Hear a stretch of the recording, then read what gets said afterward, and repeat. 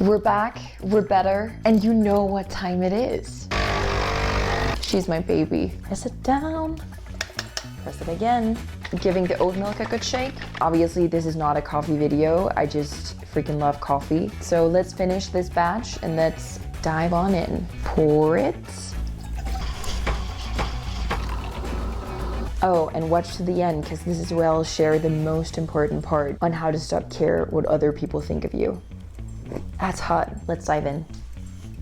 Here we are. Welcome back to my channel, guys. If you're new here, hi, I am Sine. I love talking about personal development, mindset, relationships, and just in general, love to have a good coffee date talk. Most of the time, the people that we meet and are in contact with will never verbally express their negative opinions of you to you. Because why would they? But if you're a bit like me, you will assume the other person's opinion of you. We're just assuming that people don't like us, that people think negatively of us, that people want the worst for us. And when we think that, we just accept that as the truth. So we're actually limiting ourselves from thoughts that we think the other person is thinking about us. And think about this, right? So many people out there are thinking exactly like that. So in the end, we're just holding each other back from things that none of us have ever put into words. Like, this is literally so crazy. Like, why would we do that to ourselves? But it's so much easier to think that than to think the opposite. But I'll tell you this much. The moment that you stop caring about this, the moment you stop caring what others think of you or might think of you, you will tap into your highest self and you will realize that you have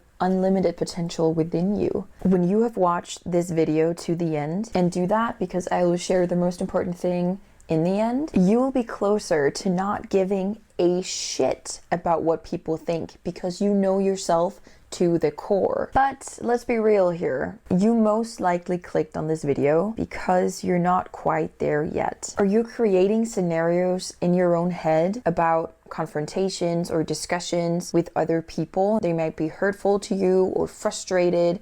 Are you playing those scenes over and over again? If you are, don't worry, it's completely normal. And I have done this so much in the past, and I still do at times. And it can go on for such a long time where I just dig myself deeper and deeper into those negative feelings. When this was really bad, I would have these conversations in my head. I would create these scenarios almost daily. I would repeat the same conversations that maybe even didn't happen. I would create scenes from old relationships, from fighting, and tell myself what a bad person I was, that I was a person that didn't deserve love, a person that didn't deserve the success that were coming her way. And what's crazy about this is that what you tell yourself will become your reality. We're gonna get a little technical here, so skip this part if you don't like anything with your subconscious mind to do, but just know that your subconscious mind holds the key to basically anything in your life, okay? So the conversations that we repeatedly have with ourselves, whether that's talking out loud with ourselves, that I like to do a lot, or just thinking, we're communicating how we feel about ourselves to our subconscious mind. And because there are a lot of emotions attached to these scenarios we're creating, we're transferring that into our subconscious mind, which in the end is gonna make the feelings we repeat to ourselves our reality. And so I know it's very hard to capture, like, what is our subconscious mind? We have to think about our mind in layers. We have our conscious mind is the first layer, and then our subconscious mind is the second layer. Our conscious mind is our CEO. The CEO runs the whole business. The CEO knows the plan. We have a route to follow. And from that route, it rejects or accepts new ideas, new thoughts, new opinions, new learnings, etc. Whatever our CEO accepts as the truth will transfer to our COO, or subconscious mind. The COO makes sure that everything the CEO think is the truth is going to be executed on. So our COO is just going to carry the plan through. It's going to make it happen, okay? So what's both fascinating and completely scary about this is that whatever our COO or subconscious mind, whatever it's been told to do, it's going to do. So if you have an integrated idea that you're probably never going to make any more money a month than you are right now, chances are that You won't. If it's an integrated idea, if it's a core value you have, that is what the COO is acting on. Even though you might sometimes have that thought of course I could make more money than I am right now. And then at the minute you say that, you have that underlying feeling of course I can't. That's what your COO is going to act on. Or another example, let's say you see yourself as shy. You've always been told you're shy. You've experienced enough situations to know that you are shy. It's become a part of you to be shy. Even though you want to change, you probably won't. Because if that's an integrated idea that you have, if that's a core value you have, you're probably not going to be outgoing unless you change that belief. And I'm not gonna lie to you guys, because we don't gatekeep around here, but changing our subconscious mind are hard as fuck. And it takes persistence. It takes the willingness to really do it. And it takes the ability to be stronger and more aware than your intrusive thoughts. This means when you're creating the scenario, when you're in the middle of your scenario and you feel that sad feeling or that angry feeling, you need to develop the awareness to stop yourself right there and say, this is not good for me. Why am I thinking this right now? And then forcing yourself to change your thoughts. And like I just said, we don't gatekeep, okay? So interrupting your negative spiral is gonna seem so weird and it's gonna seem so fake in the beginning. And it's actually kind of comical because you're suddenly realizing that you're just creating these fake scenarios in your head and you're like, why am I wasting my time doing this? And you can take different routes of interrupting your thought spiral. I know some people who likes to replace it with gratitude or likes to physically change their state of mind by dancing or doing something they like to kind of let that flow, that energy flow out their bodies. I like to kind of make fun of it just because it's so freaking silly to think all of those scenarios that are probably never going to happen, or if they have happened, they don't do anything good for you. I usually just stop myself there and be like, damn, this is so fucking silly. Why am I spending so much time thinking about this when I could think about all the people that I love in my life, all the people that love me? Like, it's just two energies clashing when you first become aware of that. And honestly, it's kind of cool to being able to stop yourself like that. And you might be sitting there asking me like, Sine, this has nothing to do with me trying to stop caring what other people think. Joke's on you, my friend. This is everything to do with you and actually nothing to do with the people that are around you. You have to start thinking and feeling better about yourself. So ask yourself, what negative stories do you think that people are thinking about you? That you're not good enough? That you don't deserve all the good things that are coming your way?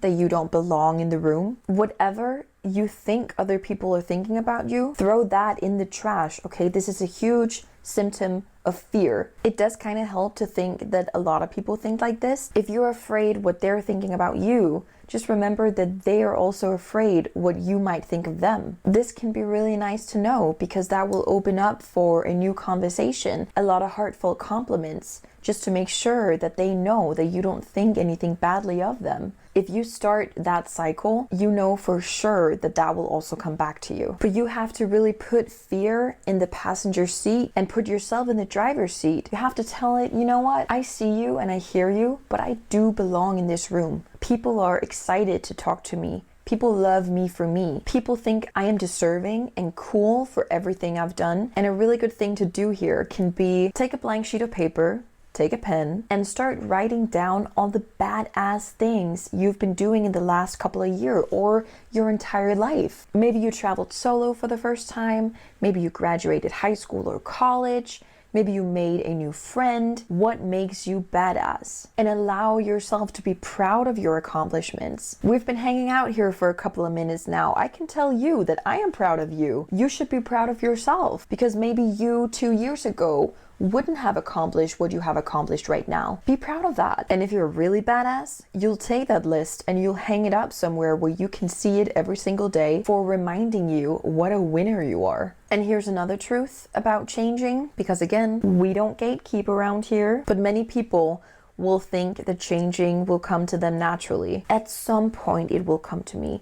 I want to change when I retire. When I make XX amount of money, I'll start. Listen, this is where most people fail. Change will not just come like that. No one is going to hold your hand and say, let's jump together. It doesn't work like that. You have to really make your incredible self-talk and thinking a habit. And if that's all it takes right now, you might as well just start. Good self-talk can be the key to a lot of things in your life. And when you do practice this incredible self-talk, you will tap into your highest self. And when you do tap into your highest self emotionally, you will start acting like your highest self. And you might sit there and think, oh no, but if I show my true colors, my beliefs about other people's thoughts about me might come true. Girl, it won't. The more you show your true colors, the more realness you can open up for. You are giving people a chance to see the real you. You're giving them a chance to feel inspired by you. You're giving them a chance of getting to know the real you. And you deserve that. You deserve to let them see your truest self. And here's another key. I know I'm just throwing the keys out there. And this is the most important part. Whenever you feel that fear creeping in, whenever you feel fear reaching from the passenger seat over the steering wheel, tap into the future you and ask yourself, how would they handle that fear? How would they feel about it? If your future self is someone who is personally grown, which I obviously hope, they would not give a shit. They would not care at all. So whenever you're tapping into that energy, fully owning that energy, you're already living out your dream of not caring what others think. The less fucks you can give now, the faster you can align with your future self. And honestly, don't worry about what other people think of you, because it is actually none of your business. As always, my friend, I have found this week's affirmation that will help you on the way to stop caring what other people think. It goes like this. I'm so happy and grateful now that I am developing my awareness to always think of positive situations, to think the best about people, and to have a deep-rooted trust in myself that makes me confident and self-assured. It is so. Thank you. Fam, thank you so much for joining me on this wonderful day. If you haven't already, please like this video and subscribe to my channel, and I will see you in the next one. Bye.